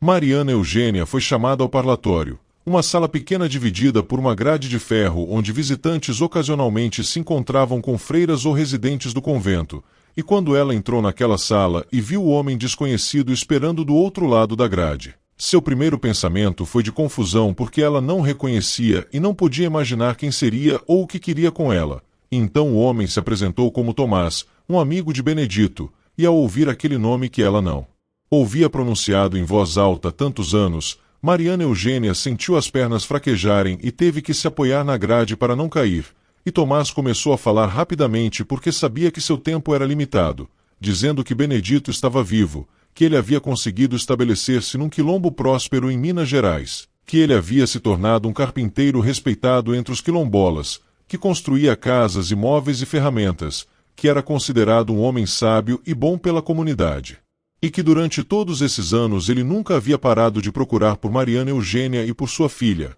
mandando mensageiros, fazendo perguntas discretas, seguindo pistas que quase sempre levavam a lugar nenhum, até que finalmente, através de uma série de conexões improváveis envolvendo escravizados fugidos, libertos, e até mesmo alguns brancos simpatizantes da causa abolicionista que estava começando a crescer no país, ele havia conseguido rastrear o paradeiro delas até aquele convento, e agora ele, Tomás, estava ali como emissário de Benedito para ver se havia alguma forma, qualquer forma, de tirá-las dali e levá-las até o quilombo onde poderiam finalmente viver juntos como família. Mariana Eugênia ouviu tudo isso com o coração batendo tão forte que ela podia ouvi-lo nos próprios ouvidos, e 1000 pensamentos contraditórios passavam por sua cabeça simultaneamente, porque por um lado havia uma alegria avassaladora ao saber que Benedito estava vivo e livre e que ainda se importava o suficiente para procurá-las durante uma década inteira. Mas por outro lado havia o terror paralisante de saber que qualquer tentativa de fugir daquele convento seria extremamente perigosa e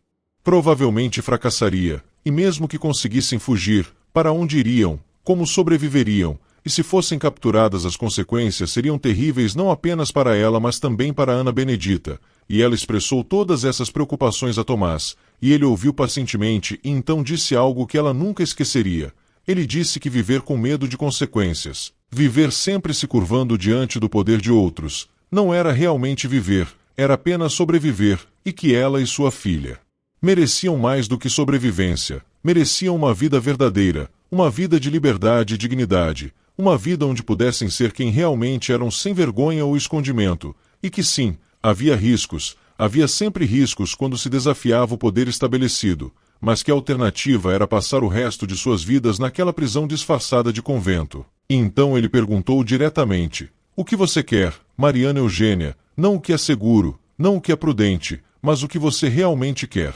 No fundo do seu coração." E Mariana Eugênia descobriu que a resposta para aquela pergunta era surpreendentemente simples e clara. Ela queria liberdade, ela queria sua filha, ela queria Benedito, ela queria uma vida onde pudessem ser uma família verdadeira sem ter que esconder ou justificar sua existência, e ela disse isso a Tomás com uma convicção que a surpreendeu. E Tomás sorriu pela primeira vez desde que a conversa começara e disse que então eles precisavam planejar muito cuidadosamente, que ele voltaria em 2 semanas com mais informações sobre rotas de fuga e contatos que poderiam ajudá-las ao longo do caminho, e que ela deveria durante esse tempo observar a rotina do convento, identificar pontos fracos na segurança, preparar Ana Benedita psicologicamente sem contar detalhes específicos que a criança pudesse revelar acidentalmente. E acima de tudo manter-se calma e não fazer nada que pudesse levantar suspeitas. E quando a conversa terminou e Tomás partiu, Mariana Eugênia voltou para suas tarefas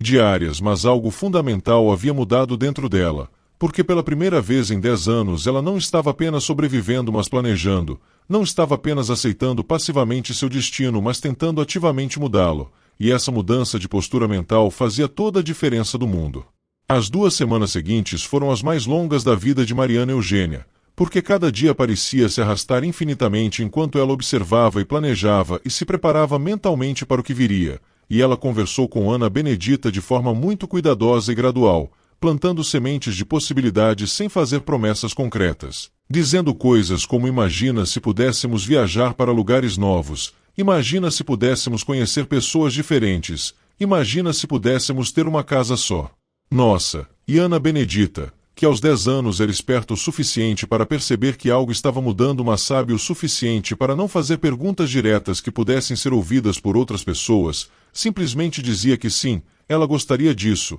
ela gostaria muito disso, e havia em seus olhos uma excitação contida que espelhava a de Mariana Eugênia. E mãe e filha começaram a compartilhar sonhos de um futuro diferente, sempre em voz baixa, sempre disfarçadamente, mas com uma esperança crescente que nenhuma quantidade de realismo cínico conseguia diminuir completamente. E quando Tomás finalmente retornou conforme prometido, trazendo consigo um plano detalhado de fuga que envolvia a ajuda de várias pessoas ao longo do caminho, incluindo abolicionistas que operavam uma espécie de ferrovia subterrânea para ajudar escravizados fugidos a alcançar quilombos ou áreas de fronteira onde poderiam viver livres, Mariana Eugênia soube que o momento havia chegado, que ela teria que tomar uma decisão final e irrevogável: permanecer na segurança opressiva do convento ou arriscar tudo por uma chance de liberdade. A fuga foi marcada para uma noite de lua nova 3 dias depois, e o plano era simples mas arriscado. Tomás e 2 companheiros esperariam do lado de fora do muro do convento num ponto específico onde havia uma árvore grande cujos galhos se estendiam sobre a muralha.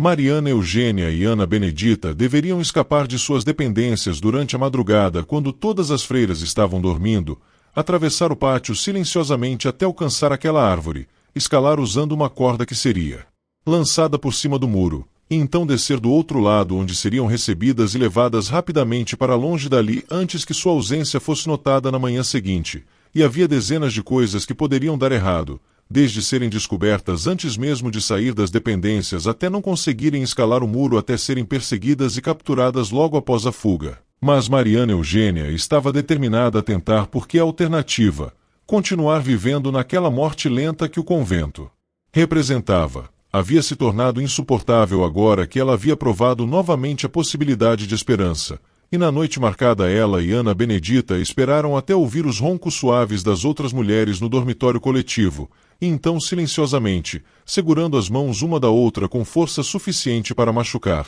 elas se levantaram e começaram a caminhar descalças pelo corredor frio de pedra em direção à liberdade ou à captura, em direção ao futuro desconhecido que as aguardava além daqueles muros cinzentos que haviam sido sua prisão por tanto tempo. E elas conseguiram, milagrosamente conseguiram, atravessar o pátio sem serem vistas, alcançar a árvore, agarrar a corda que foi lançada por cima do muro, escalar com uma adrenalina que transformava o medo paralisante em força física. E quando Mariana Eugênia finalmente colocou os pés do outro lado daquele muro e viu Tomás ali esperando com cavalos prontos, quando ela pegou Ana Benedita nos braços e a colocou na sela na frente dela, quando eles começaram a cavalgar rápido pela noite escura, ela sentiu algo que não sentia há mais de 10 anos. Ela sentiu-se viva de verdade, sentiu-se dona de seu próprio destino, sentiu-se capaz de escolher e agir e determinar o rumo de sua própria história, e aquela sensação era tão poderosa, tão embriagadora, que por um momento ela esqueceu completamente dos perigos que ainda enfrentavam,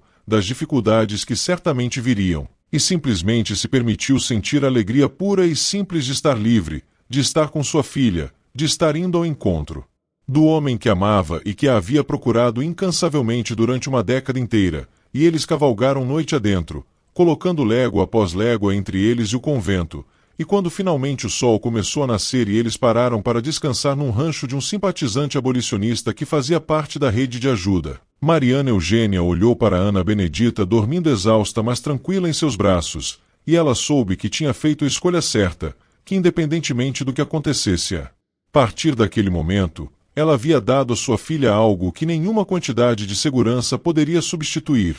Ela havia dado a ela a chance de ser livre. A jornada até o quilombo onde Benedito vivia levou quase um mês, porque eles precisavam viajar por rotas indiretas e escondidas, evitando estradas principais e vilas onde poderiam ser reconhecidos ou denunciados, e eles dependiam completamente da rede de simpatizantes abolicionistas e de comunidades de negros libertos que ofereciam abrigo e ajuda ao longo do caminho. E, finalmente, numa tarde de novembro de 1857, eles chegaram ao quilombo de Pedra Alta, uma comunidade próspera de quase 200 pessoas que viviam em casas bem construídas ao redor de uma praça central, com plantações organizadas, oficinas de vários tipos, uma escola improvisada onde crianças aprendiam a ler e escrever, e no centro da praça, trabalhando numa grande mesa de madeira cercado por ferramentas de carpintaria, estava um homem que Mariana Eugênia reconheceu instantaneamente apesar das mudanças que 11 anos haviam trazido. Ele estava mais velho, mais musculoso, com algumas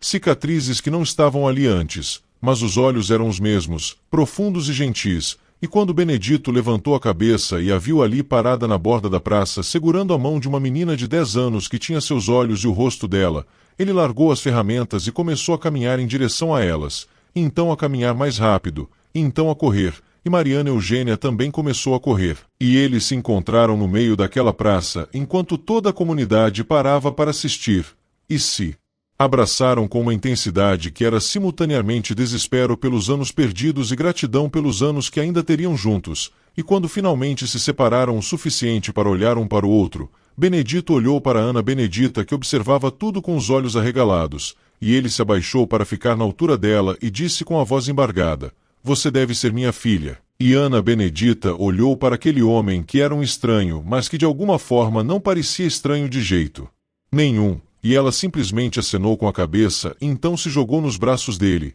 e Benedito a pegou e a levantou e chorou abertamente enquanto toda a comunidade do quilombo aplaudia e gritava de alegria porque eles amavam histórias de reunião, amavam narrativas de famílias separadas que conseguiam se reencontrar apesar de todas as forças que conspiravam para mantê-las separadas. Mariana Eugênia e Ana Benedita se estabeleceram no quilombo de Pedra Alta, e pela primeira vez em mais de uma década Mariana Eugênia viveu não como prisioneira ou fugitiva, mas como pessoa livre em comunidade livre, e ela aprendeu novas habilidades, ajudou na escola ensinando as crianças do quilombo, trabalhou ao lado de outras mulheres nas plantações e nas oficinas, e aos poucos foi deixando para trás a identidade de sinhá ou de penitente e descobrindo quem ela realmente era quando despida de todos esses papéis impostos. E Ana Benedita cresceu naquele ambiente de liberdade e dignidade, cercada por pessoas que a amavam e a aceitavam completamente, aprendendo com o pai a arte da carpintaria, aprendendo com a mãe a ler e escrever e pensar criticamente, aprendendo com a comunidade inteira o significado de resistência e solidariedade. E ela se tornou uma jovem forte e articulada que nunca conheceu vergonha por suas origens, porque desde cedo foi ensinada que o amor que a criou era mais importante do que todas as leis e convenções que diziam que aquele amor não deveria existir. E quando eventualmente, anos depois, o quilombo foi atacado por forças governamentais tentando destruir aquela comunidade de libertos e fugitivos, foi Ana Benedita, então com 18 anos, quem ajudou a organizar a defesa e posteriormente a reconstrução, demonstrando uma coragem e liderança que seus pais viam com orgulho imenso, reconhecendo nela não apenas a combinação do melhor de ambos, mas algo mais. Algo único que era só dela. E assim termina a história extraordinária da sinhá que fugiu grávida, foi capturada anos depois com uma criança negra, e ainda assim, contra todas as probabilidades, contra todas as forças de uma sociedade construída para impedir exatamente esse tipo de união e liberdade, conseguiu encontrar um caminho para viver autenticamente, para criar sua filha em dignidade, para construir uma família que desafiava todas as categorias e hierarquias daquele mundo escravocrata, e Mariana Eugênia viveu até os 53 anos, morrendo pacificamente numa tarde de outono cercada por Benedito, por Ana Benedita, e por 3 netos que ela havia tido o privilégio de conhecer e ajudar a criar, crianças livres que cresceram ouvindo a história de como sua avó havia escolhido o amor sobre a obediência, a liberdade sobre a segurança, a autenticidade sobre a aprovação social. E quando ela fechou os olhos pela última vez, havia em seu rosto uma expressão de paz profunda que vinha do conhecimento de que sua vida, por mais difícil e cheia de sofrimento que tivesse sido em muitos momentos, havia tido significado verdadeiro, havia feito diferença, havia provado que era possível resistir, que era possível escolher diferente, que era possível amar através de todas as barreiras que uma sociedade cruel erguia entre seres humanos. Benedito sobreviveu a ela por mais 7 anos, continuando seu trabalho de carpintaria até que suas mãos finalmente ficaram velhas demais para segurar as ferramentas com firmeza, e ele passou seus últimos anos contando histórias para os mais jovens do Quilombo, histórias não apenas sobre sua própria vida, mas sobre todos os que haviam lutado pela liberdade, todos os que haviam resistido à escravidão de uma forma ou de outra, todos os que haviam se recusado a aceitar que algumas pessoas pudessem ser propriedade de outras pessoas, e ele morreu respeitado e amado por toda a comunidade, um homem que havia vivido segundo seus próprios princípios, que havia amado profunda e corajosamente, que havia sido pai presente e dedicado apesar de ter perdido os primeiros anos da vida de sua filha, e que havia ajudado a construir não apenas casas e móveis, mas uma comunidade inteira baseada em princípios de igualdade e dignidade humana que eram radicais para aquela época e que continuam sendo importantes até hoje. Ana Benedita viveu até a idade avançada, tornando-se uma das líderes mais importantes do Quilombo de Pedra Alta, e quando finalmente a abolição da escravatura foi declarada em 1888, ela já tinha 41 anos e havia dedicado toda a sua vida adulta a ajudar outros escravizados a fugirem e se estabelecerem em comunidades quilombolas, operando como parte daquela rede clandestina que seus pais haviam usado para se reunir, e ela nunca se casou, dizendo que seu compromisso era com a liberdade de seu povo e que isso não deixava espaço para outros compromissos, mas ela adotou informalmente dezenas de crianças órfãs ao longo dos anos, criando-as com o mesmo amor e dedicação que seus pais haviam demonstrado com ela, e quando ela morreu aos 72 anos, em 1919, o Brasil já era uma república. A escravidão havia sido abolida há mais de 3 décadas, mas as estruturas de racismo e desigualdade que a escravidão criará continuavam profundamente enraizadas na sociedade, e Ana Benedita passou seus últimos anos documentando a história do Quilombo e das pessoas que haviam vivido ali, porque ela entendia que histórias como a sua família, histórias de resistência e amor através de barreiras impossíveis, precisavam ser preservadas e contadas para gerações futuras, porque essas histórias provavam que mudança era possível, que sistemas opressivos podiam ser desafiados, que o amor e a dignidade humana eram mais fortes do que todas as leis e convenções criadas para negá-los. E é por isso que essa história chegou até nós hoje, preservada em documentos que Ana Benedita cuidadosamente guardou, em cartas que Mariana Eugênia escreveu durante seus anos no convento e que foram contrabandeadas para fora e eventualmente chegaram às mãos da filha, em depoimentos orais coletados de outros membros do Quilombo que conheceram aquela família extraordinária. E esses documentos eventualmente encontraram seu caminho para arquivos históricos, onde ficaram esquecidos por décadas até que pesquisadores interessados na história dos quilombos e da resistência à escravidão os redescobriram. E agora nós podemos olhar para trás através de mais de 170 anos e ver naquela jovem de 19 anos que fugiu grávida de uma fazenda no Vale do Paraíba não apenas uma vítima das circunstâncias ou uma transgressora das normas sociais, mas uma mulher que fez escolhas corajosas e conscientes sobre como queria viver sua vida, que pagou um preço altíssimo por essas escolhas, mas que nunca se arrependeu delas, que criou uma filha notável que por sua vez impactou a vida de centenas de outras pessoas, e cuja história nos lembra que cada geração enfrenta suas próprias lutas entre conformidade e resistência, entre aceitar o mundo como ele é e trabalhar para transformá-lo no que deveria ser, entre viver segundo as expectativas dos outros e viver segundo a verdade do próprio coração. A Fazenda São Sebastião do Ribeirão Vermelho continuou operando sob controle do Coronel Augusto até sua morte em 1862, apenas 5 anos após a fuga final de Mariana Eugênia do convento, e ele morreu sem nunca saber que sua filha havia escapado novamente, que ela estava vivendo livre num quilombo, que ela havia se reunido com o pai de sua neta. Porque o convento de Nossa Senhora das Dores, temendo escândalo e represálias, simplesmente informou ao coronel que Mariana Eugênia havia falecido de febres durante a noite e havia sido enterrada no cemitério do convento,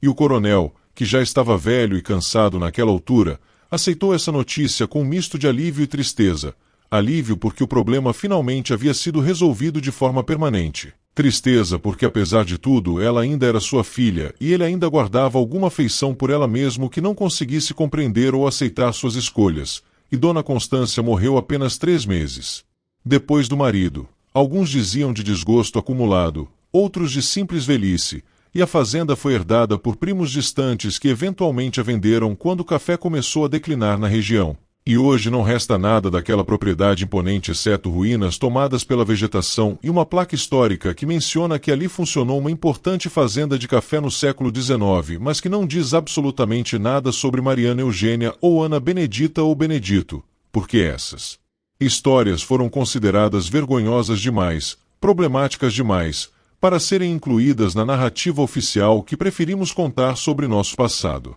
O Quilombo de Pedra Alta sobreviveu até o início do século XX, quando finalmente foi abandonado não por pressão externa, mas porque muitos de seus residentes decidiram que com a abolição já decretada há décadas eles preferiam tentar a vida nas cidades que estavam crescendo rapidamente. E hoje o local onde ficava aquele quilombo é uma área de preservação ambiental onde arqueólogos ocasionalmente encontram vestígios das construções e dos objetos que aquela comunidade produzia, incluindo algumas peças de mobiliário feitas por Benedito que estão agora em museus sendo admiradas por sua qualidade artesanal, mas raramente conectadas à história extraordinária do homem que as fez e das circunstâncias em que foram criadas. E isso talvez seja a maior injustiça de todas, que essas vidas notáveis, essas escolhas corajosas, esse amor que desafiou todas as convenções, foram quase completamente apagados da memória coletiva, tratados como anomalias embaraçosas ou simplesmente esquecidos porque não se encaixavam nas narrativas simples e confortáveis que preferimos sobre nosso passado,